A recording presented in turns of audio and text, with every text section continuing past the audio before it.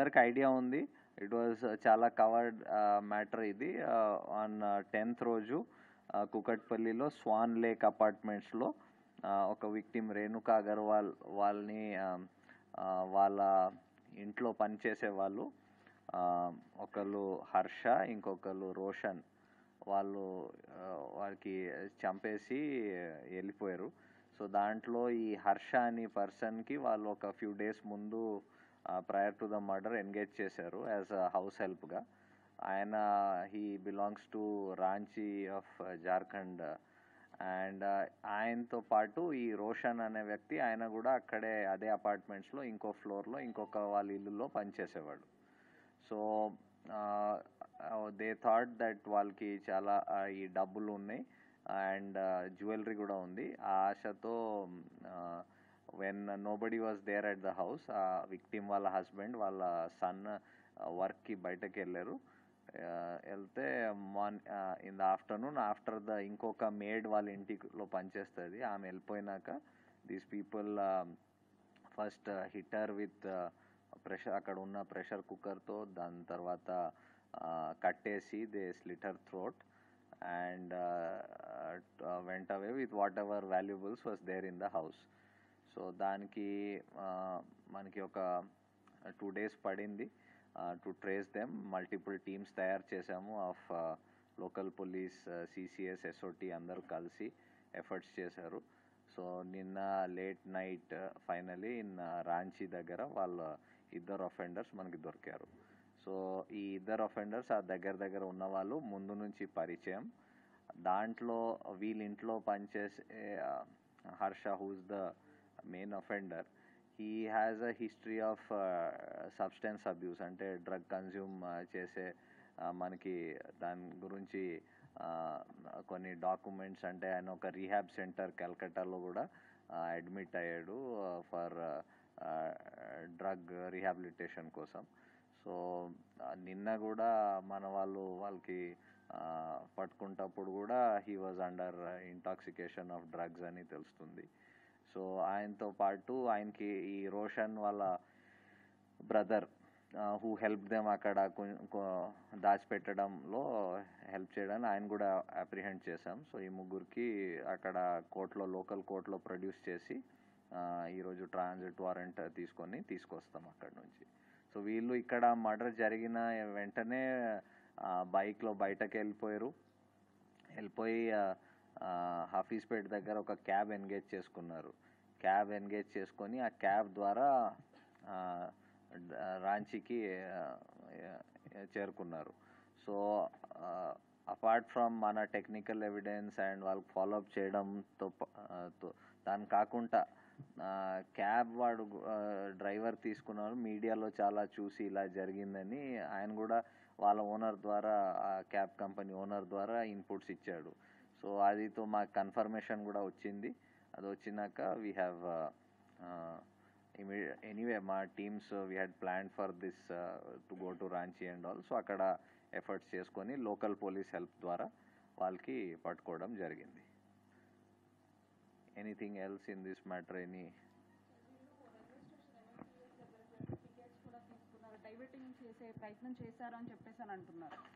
అలాగా డైవర్షన్ చేశారు, దాన్ని ఏ విధంగా ట్రేస్ చేశారు sir? DCP will tell you. నుంచి సికింద్రాబాద్ స్టేషన్కి టికెట్లు తీసుకొని అక్కడే ట్రైన్ ఎక్కుదామని వెళ్ళినారు. అక్కడ పోలీసు కనిపించేసరికి మళ్ళీ వెనక్కి వచ్చి ఒక క్యాబ్ బుక్ చేసుకొని ఆ క్యాబ్లో రాంచీ వెళ్ళినారు. అరౌండ్ నైట్ 1 o'clock ఇక్కడ స్టార్ట్ అయినారు. నేను మొన్న అంటే 10th రోజు 10th 11th intervening night 1 o'clock ఎక్కి 11th నైట్ అక్కడ దిగినారు. 9, 10 ఆ టైంకి దిగినారు.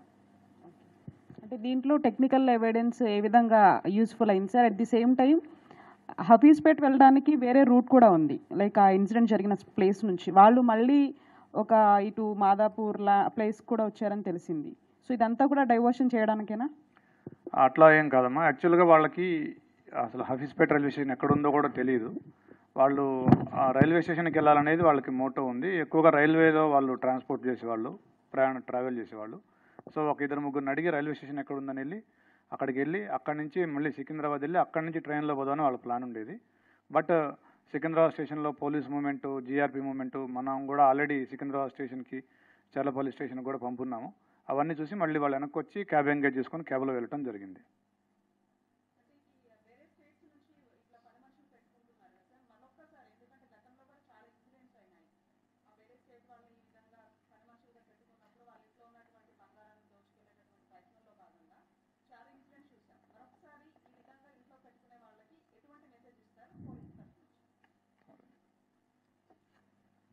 ఇది చాలా రోజులు ఇలాంటి టైప్ ఇన్సిడెంట్ కొత్తగా జరగడం ఇది ఫస్ట్ టైం కూడా కాదు. ఇది ఫ్రమ్ మెనీ ఇయర్స్, డికేడ్స్ నుంచి ఇలాగ ఇన్సిడెంట్స్ జరుగుతున్నాయి.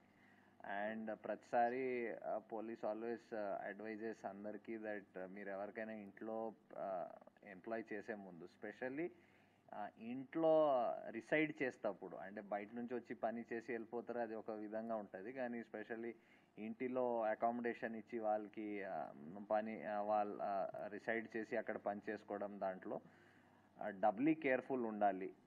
ఓకే, కొన్నిట్లో లైక్ దీంట్లో ఒక అక్యూజ్డ్ ఆయనకి past there is no crime history, so మీరు యాంటీసిడెంట్ చెక్ చేసినా కూడా క్రైమ్ హిస్టరీ రిఫ్లెక్ట్ కాదు. కానీ ఇంకొక రోషన్, ఇంకొక వాళ్ళ ఇల్లు పనిచేసేవాడు, ఆయన మీద 2023లో 3 కేసులు రిజిస్టర్ అయినాయి అక్కడే రాంచీలో. సో అది రిఫ్లెక్ట్ అయ్యి ఉండొచ్చు. సో ఇలాంటి మీరు చేసే ముందు ఇప్పుడు కూడా చాలా అంటే ఎంప్లాయ్మెంట్ ఏజెన్సీస్ కాకుండా there are other third party ఇలాగా ఏజెన్సీస్ ఉన్నారు who do verification, background verification, చాలా ఈ డేటా మ్యాచ్ చేసుకొని ఐడెంటిటీ ప్రూఫ్ చెక్ చేసుకొని చాలా విధంగా చేసి చెప్తారు. సో అలాంటి ఏజెన్సీస్ కూడా ఎంప్లాయ్ చేసుకోవడం బాగుంటుంది. అండ్ కొన్ని సంవత్సరం ముందు యాక్చువల్లీ పోలీస్లో మీ హౌస్ హెల్ప్ పర్టికులర్స్ కూడా ఇన్ఫార్మ్ చేయమని లోకల్ పోలీస్ స్టేషన్లో, సో దట్ మేము కూడా రికార్డ్ పెట్టుకుంటాం, అది కూడా ఒక డెటరెన్స్ లాగా ఉంటుందని కూడా చాలా అడ్వైస్ చేశాము. బట్ అంటే ఆ స్పందన పబ్లిక్ నుంచి వి డిడ్ంట్ సీ అంత వచ్చి మా దగ్గర చేయడం. So we will again advise everybody to specially ఇంట్లో రిసైడ్ చేసి అకామిడేషన్ ఇచ్చి పని చేసిన వాళ్ళకి డబ్లీ వెరిఫై చేయాలి. And you are free to inform ఎవరికి మీరు ఎంప్లాయ్ చేశారు with ID proofs and all at the local police station. చెప్తారు DC.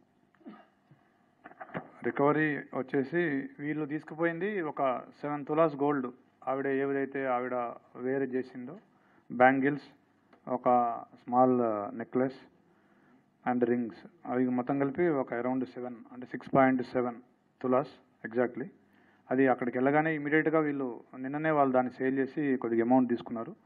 We are now being seizing it. And ఒక వాచెస్ ఒక 16 వాచెస్, ఒక 2 ఓల్డ్ మొబైల్ ఫోన్స్, అవి వాడట్లేదు, మోటరోలా ఫోన్స్, చాలా ఓల్డ్వి.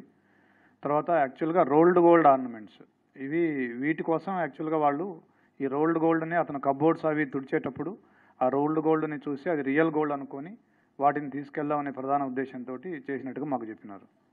సో ఇప్పుడు వీళ్ళిద్దరు కూడా ఏజెన్సీల ద్వారానే రిక్రూట్ అయ్యారు అనేటువంటి విషయం కూడా తెలుస్తుంది. బంధువుల ఫ్యామిలీలోనే పనిచేస్తున్నారు, ఒకే అపార్ట్మెంట్కు సంబంధించిన వేరు ఫ్యామిలీస్లో పనిచేస్తున్నారని తెలిసింది. అసలు ఈ మర్డర్ చేయాలనేటువంటి ఆలోచన, ఆ దుర్బుద్ధి కలిగింది వీళ్ళిద్దరిలో ఎవరికి కలిగింది? సో వీటితో పాటు అసలు ఇంత పెద్ద మొత్తంలో దొంగిలించడం వెనకాల వీళ్ళు అగర్వాల్ ఫ్యామిలీ వీళ్ళు స్టీల్ వ్యాపారం చేస్తున్నారని కూడా తెలుస్తుంది. సో మనీని క్యారీ చేస్తున్నటువంటి సందర్భంలోనే ఇదంతా చూసి ఆశ పుట్టిందా? అసలు ఏం చెప్తారు సార్? యాక్చువల్గా వీళ్ళు ఇతను 10 రోజులైంది ఇంటికి వచ్చి, ఈ 10 రోజుల్లో కూడా వీళ్ళు క్యాష్ ఎలాంటి ఇది లేకుండా వాళ్ళు డిస్ప్లే చేస్తూ ఉండేవాళ్ళు, ఇవ్వడం కానీ తీసుకెళ్ళడం కానీ ఇంటికి తీసుకెళ్ళడం అట్లాంటివి ఇతను చూసేవాడు. దాంతోపాటుగా కబోర్డ్స్ తుడిచేటప్పుడు ఆ gold, especially rolled gold ornaments ఇవన్నీ చూసి వీళ్ళు వెల్తీ పీపుల్ అని అనుకొని 8th నుంచి వీళ్ళిద్దరూ ప్లాన్ చేసినారు. 8th, 9th and 10th morning, ఈ 3 రోజులు కూడా వీళ్ళు చాలాసార్లు వీళ్ళిద్దరూ డిస్కస్ చేసుకోవడం జరిగింది. యాక్చువల్గా ఎవరైతే A2 ఉన్నాడో రోషన్, ఇతను 14th ఫ్లోర్లో వర్క్ చేస్తాడు, వీళ్ళకి క్లోజ్ ఫ్రెండ్ ఇంట్లో.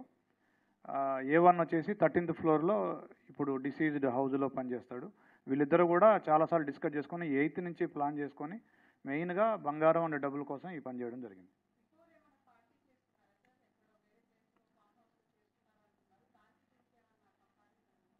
యాక్చువల్గా 30th రోజున వీళ్ళు తూప్రాన్లో ఒక రిసార్ట్లో కలిసినారు, ఒక బర్త్డే పార్టీ కోసం కలిసినారు.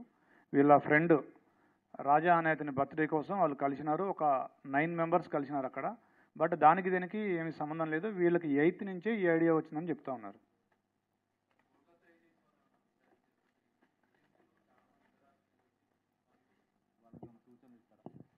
సార్ చెప్పారు ఇప్పుడు సూచనలు.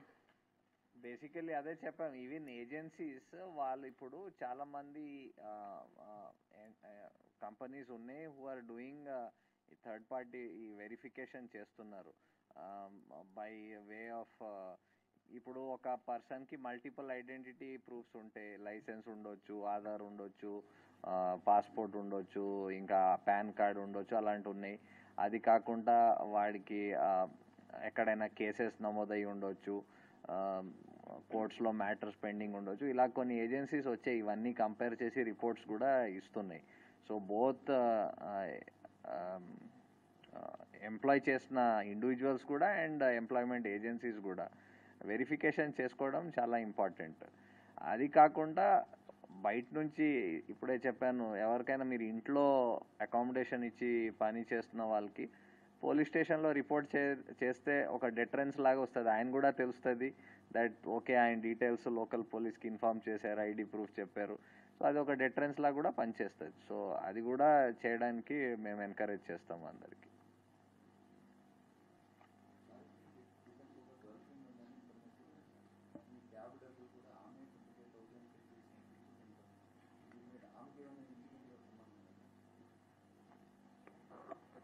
క్యాబ్ డబ్బులు ఒక లేడీ పే చేసినమాట వాస్తవం.